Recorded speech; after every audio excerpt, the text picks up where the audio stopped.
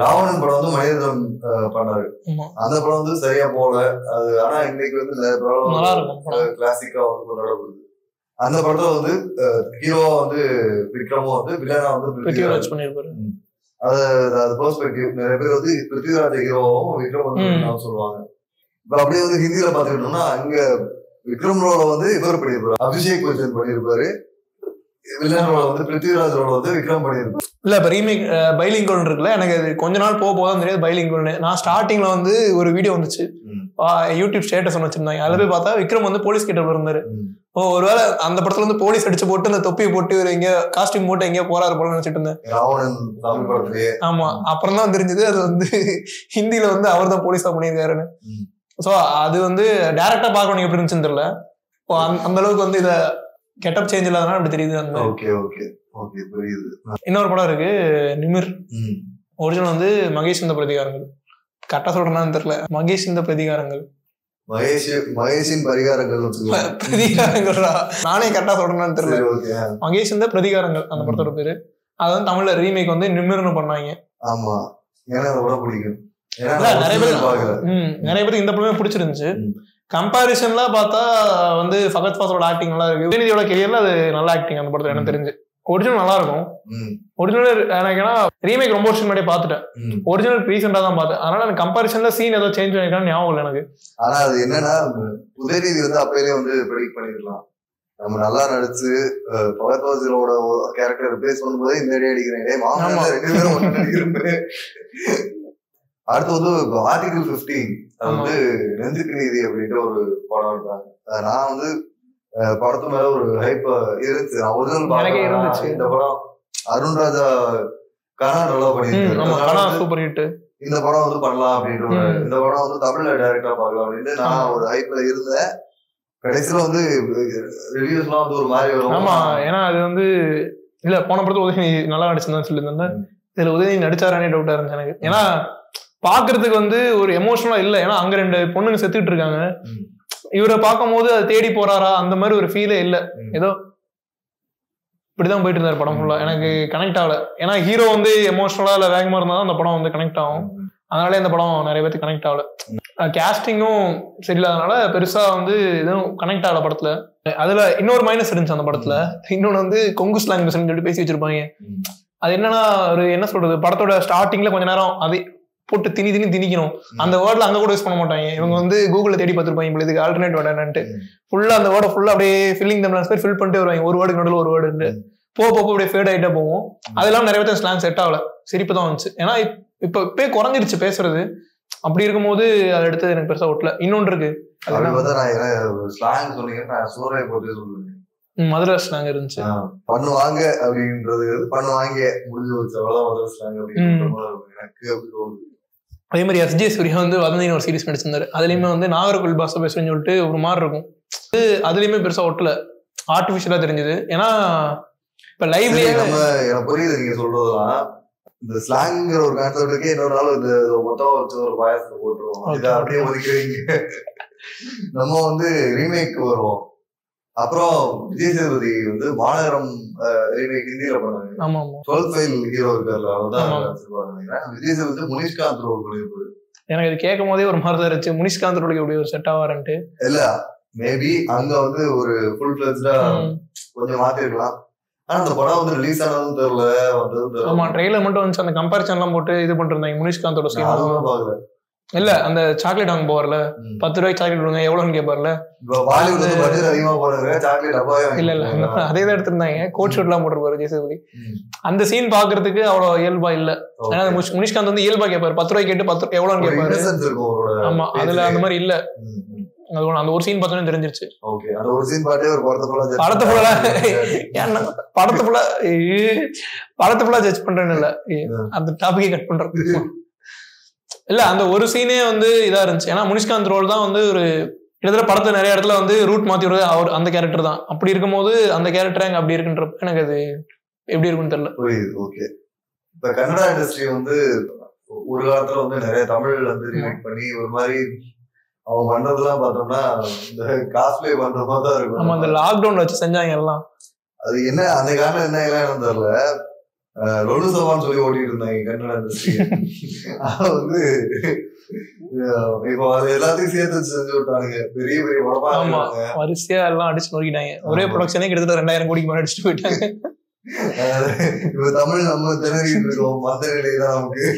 ஆமா, ஸ்ரீலங்கால கூட நிறைய தமிழ் படத்தை ரீமேக் பண்ணிலாம் இது பண்ணிருக்காங்க. அது கூட அந்த பொல்லாதவன் ரீமேக்லாம் எதுல இந்த கன்னடத்தை ஸ்ரீலங்கா பயங்கரமா இருக்கும். நிறைய இது இந்த மாதிரி ரீமேக் பண்ணி அந்த சீன்லாம் பார்க்க ஸ்கிப்பா இருந்துச்சு. ஏதோ ஒரு படம்டா நம்ம ரெகுலரா பார்த்து என்ஜாய் பண்ண ஒரு படத்தை வந்து ரீமேக் பண்ணி வச்சிருந்தாங்க. அது டக்குன்னு ஞாபகம் எந்த படம்ட்டு. அதை பார்க்கும் போதே அவ்வளவு கொடூரமா இருந்துச்சு. விமலோட படத்தெல்லாம் ரீமேக் பண்ணிருப்பாங்க. எங்கேயாவது ஆமா ஆமா அப்படியே எடுத்திருப்பாரு. வருத்தப்படாத ஒரு சங்கமா வருத்தப்படாத சங்கம். ஆமா, சுந்தரமணியன் வருத்தப்படாத சங்கத்தை ரீமேக் பண்ணிருப்பாங்க. அது பாத்தியா? ஆமா, ஏடா பட்ஜெட் இல்ல பட்ஜெட் இவ்வளவு பெரிய பட்ஜெட்ல எடுக்கிறீங்க. இங்க ஆக்சுவலா இங்க அந்த வருத்தப்படாத சங்கம் அப்போதைக்கு என்ன பட்ஜெட் இருக்குமோ அதை அவங்க சன்னியோனுக்கு அந்த ஒரு இதுக்காக கொடுத்துருப்பாங்க. அந்த அளவுக்கு வந்து படத்தோட பட்ஜெட் கூட அதுக்கு செலவு பண்ணிட்டு அந்த அளவுக்கு இருந்துச்சு அந்த இது. அப்புறம் இந்த மாதிரி நம்ம இண்டஸ்ட்ரி மட்டும் இல்லாம நம்ம இண்டஸ்ட்ரியில இருந்து எடுத்து வச்சும் செஞ்சிருக்காங்க. ஆமா, 96 இருக்கு தமிழ்ல பெரிய ஹிட். தமிழ்ல ஹிட்னா தியேட்டர்ல பெருசா ஓப்பனிங் இல்ல ஸ்டார்டிங்ல. அப்புறம் திடீர்னு சன் டிவில போட்டேன். 25 நாள் சன் டிவில வந்துருச்சு. காசு கொடுத்து போனவங்க இழிச்சு வாங்கலாம் சொல்லி நிறைய மீம்லாம் வந்துச்சு. அப்புறம் படம் நல்லா இருக்கணும் தியேட்டர் போனாங்க. 100வது நாள் சக்சஸ் எல்லாம் வச்சாங்க அந்த படத்துக்கு. அப்புறம் அந்த படம் இப்போ வரைக்குமே நிறைய ஃபேன் பேஸோட ஓடிட்டு இருக்கு. இப்போ வரைக்கும் வந்து இந்த லைஃப் ஆஃப் ராம் படம் வந்து கவர் வீடியோ பண்றது சுத்துறவங்க நிறைய பேர் இருக்காங்க. இப்போ கூட ரீரிலீஸ் ஆகி நல்லா போயிட்டு இருந்துச்சு படம். நான் வந்து இந்த மாதிரி வீடியோஸ் வந்து ப்ராஜெக்ட் கொடுப்பாங்க. அப்போ வந்து எங்க ஹெச்ஓடி மேம் கேட்டாங்க இந்த மாதிரி எல்லாரும் வந்து லைஃப் ஆஃப் ராம் எடுப்பீங்களா? ஆமா, வருஷத்துக்கு நம்ம சீனியரே ஒண்ணு பண்ணிருந்தாங்க. ஜென்ரலா நீ ஊர் சுத்தி பார்க்க போறது ஒரு ஆளுக்கு 2000 எடுத்துக்கணும் அந்த பாட்டை முடிச்சிடலாம் ஃபுல்லா. அதனால எல்லாரும் அதை எடுத்துட்டு இருந்தாங்க. அது பெருசா ஹீரோன்னு தேவையில்ல, ஆக்டிங் தேவையில்ல, பின்னாடி சும்மா நல்லா முதுகு ஷாட் எடுத்தாலே போதும். அந்த அளவுக்குலாம் பார்த்தவில்ல. இங்க சும்மா நாய்கிட்ட வரைக்கும் போதும். அப்படிதான் எடுத்துட்டு இருந்தாங்க. தெலுங்குல வந்து ஷர்வானந்த் அப்புறம் சமந்தா நடிச்சிருப்பாங்க. ஜானுன்ற பேர்ல வந்துச்சு. அங்கே அந்த படம் ஹிட். திங்க் மியூசிக்ல வந்து ஒரு வேலை பண்ணாங்க. 2 படத்தோட சீனையும் கட் பண்ணி சூப்பரா மெர்ச் பண்ணியிருந்தாங்க. விஜய் சேதுபதி பேசிட்டு இருப்பாரு. ஆப்போசிட்ல வந்து த்ரிஷாவோட வாய்ஸ் கட் பண்ணி சமந்தா வச்சு சூப்பரா பண்ணியிருந்தாங்க. அதுல என்ன 96 படத்துல வந்து ஸ்கிரிப்ட்லயே இப்படிதான் இருந்திருக்கு போல. என்னன்னா இப்ப ஒரு கிஸ்ஸிங் இருந்திருக்கு போல. அத வந்து விஜய் சேதுபதி வேணாம் சொல்ல தெரிஞ்சு பண்ணியா தெரியாம பண்ணியா ஒரு. ஆமா, அது வச்சிருந்தா படம் வச்சிருந்தா அந்த ஃபீலே போயிருக்கும் அவ்வளவு தூரம். அந்த வைக்கிறது அப்புறம் சொல்ல ராம்ங்கிற ஒரு கேரக்டர் பிரேக் பண்ணி வரக்கூடாது அப்படின்னு அதை பிரேக் பண்ணி வந்த மாதிரி. அது வந்ததுக்கு அப்புறம் தான் நிறைய ஃபேர்வெலே நடக்க மாட்டேங்குதுன்னு சொல்லி நிறைய ஆதங்கத்தெல்லாம் தெரிவிச்சிட்டு இருக்காங்க. யாரும் ஃபேர்வெல் அனுப்புறது இல்லைன்ட்டு. ஆமா, அதுக்கப்புறம் ஒரு படம் வந்துச்சு அதே மாதிரி முதல் நீ முடியும் எல்லாரும் ரீயூனியன் கிளம்பிட்டாங்க அந்த படம். ஆமா, அதே ஸ்டோரி லைனு. ஆனா இது கொஞ்சம் டிஃப்ரெண்டா இருக்கும். இந்த படத்துல கடைசி கிஸ் பண்ணுவாங்க. ஏன்னா திருப்பி அவங்களே தான் லைஃப் பார்ட்னரா வர போறாங்க. அதனால அந்த படத்துக்கு லேட்டா இருந்துச்சு. இதுல பண்ணிருந்தா எம் சரவணன் சிங்கப்பூரோ மலேசியா அங்கிருந்து கிளம்பி வந்திருப்பாரு அடுத்த ஃபேர்வெலுக்கு அனுப்ப கூடாதுன்ட்டு. அந்த படத்தை அந்த பாத்துருப்பாரு போல. எனக்கு மொத்தமே ராம் தாடு தவிர கேரக்டர் ஞாபகம் மாட்டேங்குது. தாடு தெலுங்கு ஒரு சில இன்னொரு நல்லது என்ன பண்றாங்கன்னா லைஃப் ஆஃப் ராம் படத்தை வந்து வேற மாதிரி பாட்டை வந்து வேற மாதிரி பண்ணி தமிழ்ல டப் பண்ணி இங்க இருந்து போன படத்தை அங்கிருந்து மறுபடியும் டப் பண்ணி கொண்டு வந்து அந்த படத்தை அதுவும் ஏதோ ட்வின் பிரதர் மாதிரி இருக்கும். 2 பாட்டும் நல்லா இருந்துச்சு.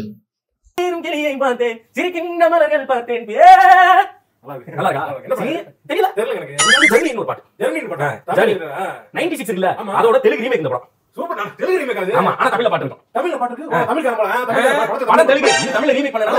படம் வந்து தமிழ்ல பாடுற மாதிரி வருது. தமிழ் டப்பிங் பாட்டா. ஆமா, அது தமிழ்ல ஏற்கனவே வந்துச்சு. அதான் தமிழ்ல ரீமேக் பண்ணாங்க. இல்லங்க, இதே டியூன்ல தான் அந்த பாட்டு இதே டியூன்ல இருக்கும். தெலுங்குல ரீமேக் பண்ணாங்க. அங்க புது டியூன் போட்டு வேற ஒரு பாட்டு போட்டாங்க. அப்ப தெலுங்குல கேட்ட தமிழ் பாட்டு அது அந்த பாட்டு தமிழ்ல இருக்கும். அப்ப இது வந்து தெலுங்குல உள்ள பாட்டு அத தமிழ்ல ரீமேக் பண்ணி மாத்திருக்காங்க. இன்னொன்னு காஞ்சனா இங்க வடிவேல் பாலாஜி வடிவேல் குரூப். ஆமா, அது இல்லாம ஃபர்ஸ்ட் பாட்டு எடுத்தாரு முனி. அதை ரீமேக் பண்ணி கான்சன் எடுத்தாரு. அதை ரீமேக் பண்ணி 2, அதை ரீமேக் பண்ணி 3, படத்து 4 தயாராகிறாரு. அதை ரீமேக் பண்ணி சுந்தர்சி வந்து அதுல கொஞ்சம் சந்திரமுகில கொஞ்சம் எடுத்து போட்டு அவர் ஒண்ணு பண்ணாரு. ஆமா, திருப்பி போட்டாமலே திருப்பி போட்டுட்டு இருக்காங்க. வேற கலர்ல போட்டா புதுசாயிரும் போல. ரீமேக் பண்ணி லாரன்ஸ் வெளியே வந்துட்டாரு பாதிலேயே. திருப்பி வேற அவரே பிடிச்சாரு. அது ட்ரைலர் பார்க்கும் போதே அது காஞ்சன மாதிரியே தெரியல. கிராண்டியரா பண்ணிருந்தாங்க. இப்ப தான சேர்ந்த கூட்டம் அப்படின்ட்டு ஆல்ரெடி நானும் படம் வந்து விக்னேஷ் வந்து யாருமே எதிர்பார்க்கல. அப்படியே ரொம்ப வருஷம் கழிச்சு வந்து தானா சேர்ந்த கூட்டம் அன்பான வந்து ஃபேன் பாய்ன்னு சொன்னாரு. அப்போ வந்து விக்னேஸ்வரன் ஃபேன் பாய்னு சொன்னாரு. இப்ப என்ன சொல்றது? இப்போ வந்து அஜித்துக்கு ஃபேன் பாய்னாரு. இப்ப யாருக்கு ஃபேன் பாய்னு தெரியல. ஆமா, எனக்கு ஞாபகம் வருது. அதுக்கப்புறம் அன்பான ஃபேன்ஸ். ஆமா, இவரே வந்து சூர்யா சாரோட பெரிய ஃபேன் பாய்னு சொன்னாரு. என்னன்னு தெரியல. அது தப்பு இல்ல, நிறைய பேருக்கு. ஆனா நான் ரொம்ப மனசுக்கு கஷ்டப்பட்டேன் அந்த படத்துக்கு. தியேட்டர்ல படம் ரிலீஸ் 11 மணிக்கு வருது. நானும் சரி 5 மணில இருந்து போயிட்டே இருக்கேன். அவரோட ஃபர்ஸ்ட் டே ஃபர்ஸ்ட் ஷோ போல போடுவாங்கன்னு போய் பார்த்துட்டு 5 மணில இருந்து 1 மணி நேரத்துக்கு போயிட்டு போயிடாங்க. அவங்க கடைசியா போய் கேட்டேன், உள்ள போனா 10 எங்க அம்மா வந்து இனிமேல் திருப்பி வந்து அவ்வளவுதான் பார்த்துக்கிட்டு போயிட்டு வந்துருந்தேன். நான் கரெக்டா வந்து 10 மணிக்கு போறேன், 11 மணிக்கு ஷோ வந்துட்டாங்க. சரி இங்கே உட்காந்து உட்காந்துட்டேன். சரி கூட்டம் வரும் பார்த்தா கட் அவுட் மட்டும் இருக்கு, ஒரு 4-5 கட் அவுட் இருக்கு. படம் போட போறாங்க. தியேட்டர்ல 5 பேர் தான் இருந்தோம். ஒரு ஒரு தாத்தா குடிச்சிட்டு வந்திருந்தாரு.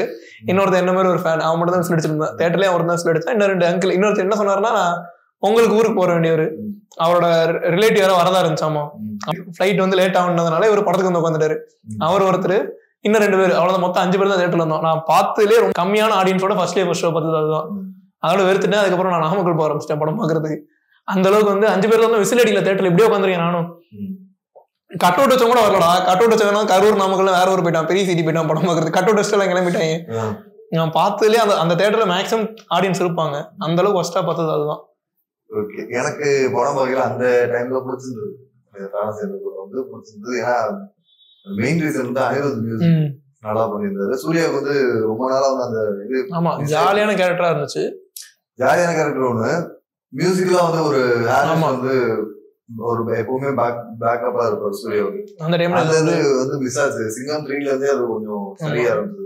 அது வந்து கொஞ்சம் ரொம்ப நாள் சூர்யாவுக்கே இருக்கும். ஆல்பமா ஹிட்டானது வந்து சிங்கம் 3க்கு அப்புறம் அது வந்துச்சு. சிங்கம் 3 ஷூட்டிங் அப்பதான் வந்து விக்னேஸ்வரன் காசு சொல்லி. இப்போ அது வந்து அக்ஷய்குமார் ஹிந்தில நடிச்ச ஸ்பெஷல் 26 ரைட்ஸ் வாங்கி பாருங்க. ஆனா ஃபுல் ரீமேக் கிடையாது. நம்ம நிறைய சேஞ்சஸ் இருக்குன்னாங்க படத்துல. அது இல்லாம அது ப்ராப்பரா படமா வந்துச்சான்னு கேட்டா இல்ல. எனக்கு தெரிஞ்சு இப்ப பார்த்தா நிறைய பேருக்கு பிடிக்காது. நிறைய பேருக்கு பிடிக்கல அந்த படம். இப்போ வந்து அப்படியே உல்டாயிருச்சு. சூர்யாவோட சூரரை போட்டுற அக்ஷய்குமார் அங்க ரீமேக்ல நடிச்சிட்டு இருக்காரு. சூர்யா ப்ரொடக்ஷன். ஆமா, ப்ரொடக்ஷன் பண்ணியிருக்காரு. அடுத்து வந்து பாபநாசம், திருஷ்யம் 2 பக்கத்து ஸ்டேட்ல இருந்து 2 பெரிய சூப்பர் ஸ்டார்ஸ் நடிச்ச ரீமேக் படங்கள்.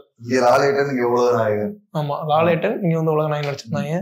அந்த படம் வந்து ஃபர்ஸ்ட் அங்க ரிலீஸ் ஆகி நல்ல ஹிட், பெரிய ஹிட். இப்ப பார்ட் 2 வரைக்கும் ஹிட் ஆயிருச்சு. தமிழ்ல வந்து பார்ட் 1 மட்டும் இருந்தாங்க, பார்ட் 2 எடுக்கிறேன்னு சொல்லிட்டு இருந்தாங்க. அந்த டேரக்டர் இந்த டேரக்டர் கடைசியில் எடுக்கிற விட்டாங்க. மற்ற எல்லா லாங்குவேஜ்லயும் பார்ட் 2 கூட எடுத்துட்டாங்கன்னு நினைக்கிறேன். எல்லா லாங்குவேஜ்லயும் எடுத்தாங்க. இங்க இருந்து எக்கச்சக்கமான சைனால கூட ரீமேக் ஆச்சு படம். ஹாலிவுட் படம் இப்ப ரைட்ஸ் வாங்கிட்டு இருந்தாங்க. இப்ப என்னன்னா ஒரிஜினல் டைரக்டர் தான் வந்து எல்லா லாங்குவேஜ்லயும் டைரக்ட் பண்ணாரு நினைக்கிறேன். தெலுங்குல வந்து வெங்கடேஷ் அவர் வச்சு, வெங்கி மாமா அவர் வச்சு பண்ணிருப்பாங்க. தமிழ்ல வந்து கமல் சார். அங்க வந்து ஹிந்தில வந்து அஜய் தேவ்கன். ஹிந்திக்காரங்கலாம் வந்து இது வந்து ஹிந்தி திருஷ்யம் வந்து முதல்ல ஒரு பாலிவுட் படத்தை வந்து ரீமேக் பண்ண போறாங்க அப்படின்னு சொல்லி பண்ணிட்டு. ஆனா என்ன கம்பாரிசன்னா, நிறைய பேர் வந்து கேரளால இருக்க நிறைய பேர் வந்து கமல் நல்லா நடிச்சிருந்தாங்க. ஆனா நிறைய பேர் தமிழ்ல இருக்க நிறைய பேர் கமலை விட மோகன்லால் நல்லா இருந்துச்சு. அந்த மாதிரி 2 கம்பாரிசன் வித்தியாசமா இருந்துச்சு. அது என்னன்னா, மலையாளத்துல பார்த்த நிறைய தமிழ்காரங்க வந்து மோகன்லால் ஆக்டிங், மோகன்லால் நடிச்சா நல்லா இருந்துச்சு. இங்க வந்து அங்க இருந்து மலையாளத்துல வந்து தமிழ்ல பார்த்தவங்க நிறைய பேர் வந்து தமிழ்ல நல்லா இருந்துச்சு, கமல் ஆக்டிங் நல்லா இருந்துச்சு. நம்ம கூட இந்த கேரளா பாய்ஸ் 2 பேரும் வந்து ஃபர்ஸ்ட் மலையாளத்துல நல்லா இருக்குன்னாங்க, தமிழ்ல நல்லா இல்லைன்னாங்க. சோ அந்த அளவுக்கு தான் இது. ஆனா 2 படமும் ஹிட். அடுத்து செகண்ட் பார்ட் வரதா இருந்துச்சு. செகண்ட் பார்ட் வரவே முடியாத அளவுக்கு கமல் சார் வந்து கிளைமாக்ஸ் வச்சு விட்டாரு. அங்க நல்லா இருந்துச்சு. ஆக்சுவலா பிளான் எல்லாம் பண்ணாங்க, டைரக்டரை மாத்தி அது இதுனாங்க. கடைசியா அது பண்ணல, விட்டாங்க. என்னாச்சுன்னு தெரியல. செகண்ட் பார்ட் வந்து ஓடிடில வந்து. ஆமா, செகண்ட் பார்ட் ஓடிடி. அது பெரிய ஹிட். ஓடிடில எக்கச்சக்கமான இது. ஃபர்ஸ்ட் பார்ட்டோட செகண்ட் பார்ட்டுக்கு பெரிய டாக் இருந்துச்சு. அந்த மாதிரி டாக் வரது பெரிய கஷ்டம். ஏன்னா ஃபர்ஸ்ட் படம் பெரிய ஹிட், அதை தாண்டி செகண்ட் பார்ட் பேசுறாங்கன்னா அப்ப அந்த அளவுக்கு ரைட்டிங் இருந்திருக்கு. இப்போ ஒரு செகண்ட் பார்ட்னு சொல்லும் போதுதான் எனக்கு ஞாபகம் வருது. ஃபர்ஸ்ட் செகண்ட் பார்ட் எடுத்து ஃபர்ஸ்ட் பார்ட்டை டேமேஜ் பண்ணது ஒரு கண்ணன் பேசுறதா இருந்தோம். பேசலாம், அடுத்ததுதான். இதை வந்து அப்படியே அஜய் தேவன் வந்து செகண்ட் பார்ட்டும் இங்க பண்றாங்க ஹிந்தில. நான் வந்து ஒரிஜினல் பார்த்தது கிடையாது, ஒரிஜினல் திருஷ்யம் பார்த்தது கிடையாது. பாபநாசம்ல வந்து கமல் சாரோட ஆக்டிங் வந்து எனக்கு ரொம்ப பிடிக்கும். ஏன்னா வந்து இப்ப அந்த ஒரு கலாபவன் மணி வந்து அப்படி போட்டு வரலாம் உடைக்கும் போது இப்படி பண்ணும்போதெல்லாம் அந்த அவர் கத்துறதுல வந்து உண்மையிலேயே அந்த பெயினை அனுபவிச்சு கத்துற மாதிரி ஒரு நார்மல் ஃபேமிலி மேன் அந்த ஆக்டிங் வந்து யதார்த்தமா இருக்கும். எனக்கு மேபி வந்து மோகன்லாலும் வந்து இதோட பயங்கரமாவே பண்ணிடலாம் மலையாளம்ல. பட் இதை பத்தி வந்து இதுல ஒரு கம்பேரிசன் தேவையில்லைன்னு நினைக்கிறேன். அடுத்து வந்து லூசிஃபர், மலையாளத்தோட பெரிய கமர்ஷியல் படம் அதுதான். மோகன்லாலோட பெரிய கமர்ஷியல் படமும் அதுதான். அந்த படம் வந்து அங்க பெரிய ஹிட். தமிழ்லயுமே நிறைய பேர் பார்த்து நல்லா இருக்காங்க. ஆனா தமிழ்ல அந்த மாதிரி நிறைய படம் இருக்கு நமக்கு. அவங்களுக்கு அதான் பெரிய படம், ஃபர்ஸ்ட் படம். அந்த படம் பெரிய ஹிட். இப்போ வந்து தெலுங்குல ரீமேக் பண்ணாங்க. தெலுங்குல வந்து சிரஞ்சீவி வந்து மோகன்லால் கேரக்டரும், பிருத்திவிராஜ் கேரக்டர் வந்து இவர் பண்ணியிருந்தார், சல்மான் கான் பண்ணியிருந்தார்.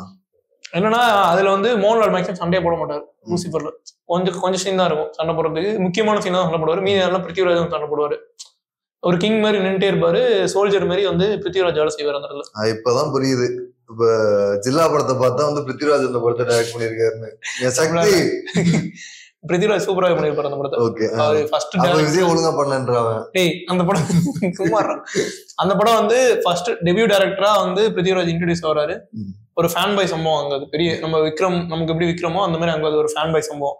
அதை யாரு டைரக்ட் பண்ணதா? நம்ம மோகன் ராஜா. தனி ஒருவன் தான். ஆமா, அவர் அந்த படத்தை அங்க செதைச்சிட்டாங்க போட்டு மொத்தமா. அந்த படம் அங்க வந்து பெருசா போவே இல்லை. பிருத்விராஜோட ரோலே வந்து கேமியோ தானா மலையாளம்ல? கேமியோ, ஆமா, எக்ஸ்டெண்டட் கேமியோ வச்சுக்கலாம். ஒரு படத்துல ஒரு பாதி நேரம் வருவார், செகண்ட் ஹாஃப். ஓகே. இங்க சல்லுபாயோட கேரக்டர் பாத்தீங்களா? அது எப்படி?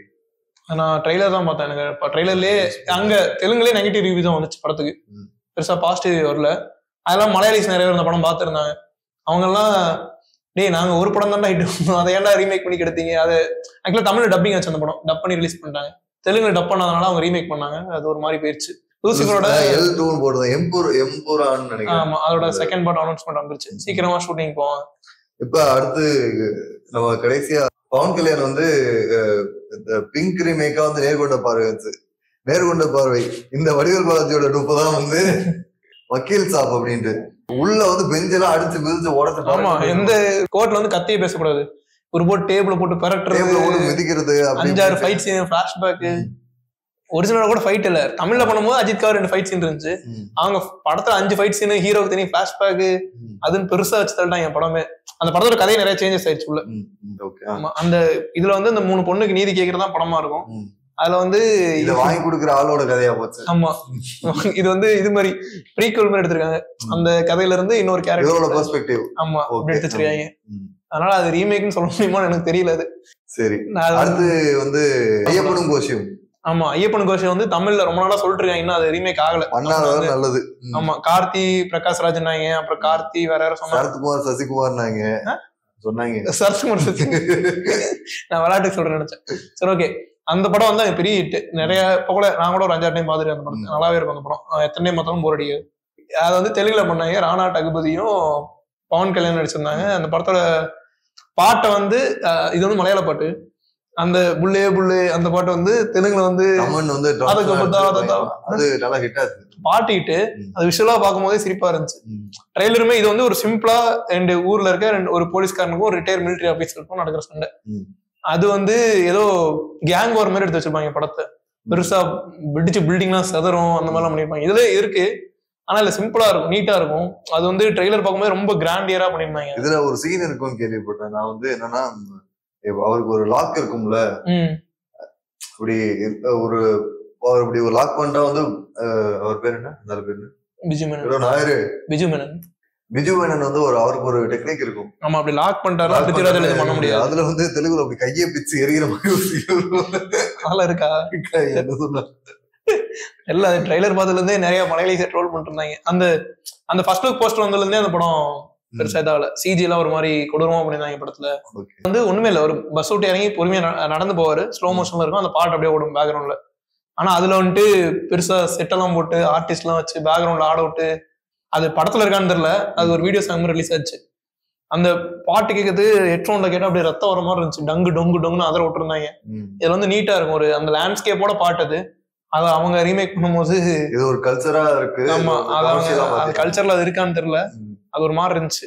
அது ஒண்ணு இதான் முக்கியமா சொல்ல தோணுச்சு. அப்புறம் வினோதய சித்தம். ஆமா, இங்க வந்து சமுத்திரகனியே கூட்டு போயிட்டு இங்க சூப்பரா பண்ணியிருந்தாங்க. இங்க இருந்து அந்த படம் 3 கோடி 4 கோடியில முடிச்சிருக்கலாம். ஆர்டிஸ்ட் சேலரி பெருசா இருந்திருக்கும். அதுவே வந்து ஆக்சுவலி ஒரு அடாப்டேஷன் ஃபிலிம் தான். ஆமா, அது வந்து ஒரு ஸ்டேஜ் ட்ராமாவோட அடாப்டேஷன் தான். அது நல்லா பண்ணியிருந்தாங்க. தமிழ்ல நிறைய பேருக்கு பிடிச்சிருந்துச்சு, ஒரு நல்ல ஃபீல் குட்டா இருந்துச்சு. இந்த சாவை பத்தி இருக்க மைண்ட் செட் எல்லாம் நிறைய மாத்துச்சு அந்த படம். ஆனா அது வந்து தெலுங்குல பண்றேன்னு சொல்லி ஒரு அனௌன்ஸ்மெண்ட் இருந்துச்சு. 200 கோடி பட்ஜெட் அப்படின்னாங்க. 200 கோடி என்னடா பண்ணீங்க அந்த படத்துல? அந்த படத்துல தமிழ்ல சிஜி கூட கிடையாது. கடவுளுக்கு சிஜி எல்லாம் கிடையாது. ஒரு பிளாக் ஷர்ட் போட்டு நிப்பாரு, அவ்வளவுதான் அந்த படத்துல மேக்ஸிமம் சிஜி. ஆனா தெலுங்குல எப்படி பண்ணிருக்காங்கன்னு தெரியல. தெலுங்கு படம் ரீமேக் எல்லாம் எவ்வளவு கமர்ஷியலா மாற போகுது. ஒரு டீசென்டான படத்தை வந்து தம்மனை வந்து மியூசிக் டைரக்டரா போட்டாலே நீங்க கண்டுபிடிச்சிடலாம். அந்த படத்தை வந்து ஒரு மாஸ் படமா தான் பண்ண போறீங்க அப்படின்ட்டு. அவரோட மியூசிக் வந்து கிரிட்டிசைஸ் பண்ணல. அவரை போட்டாதாலே இவர் வந்து டான்ஸ் ஆடுறதுக்கு தான் கேட்டா பாட்டு போடுவாரா, இதை போட்டாலே தெரிஞ்சு போயிடும். சரி ரைட்டு, இது வந்து இப்ப பார்க்கிங் படத்தை தெலுங்குல ரீமேக் பண்றாங்க, தம்மன மியூசிக்கா போட்டாங்கன்னு வச்சுக்கோங்க. அந்த இடத்துல எம்எஸ் பாஸ்கர் போய் ஒரு பார்ல ஆடிட்டு போய் பேக்ரவுண்ட்ல ஒரு 100 டான்சர்ஸ் வச்சு. ஆமா, ரீமேக் பத்தி எங்களோட பெர்ஸ்பெக்டிவ்ஸ் வந்து ஒரு கலந்துரையாடல் மூலமா நிறைய ஷேர் பண்ணிக்கிட்டோம் நம்புறேன். இப்ப நாங்க இந்த டிஸ்கஷன்ல பேசும்போதே எங்களுக்கு இன்னும் 2 கான்செப்ட் வந்து சிக்கிருச்சு. அதை வந்து போக போக ஃபியூச்சர்ல பார்க்கலாம். நன்றி, வணக்கம். நன்றி, வணக்கம்.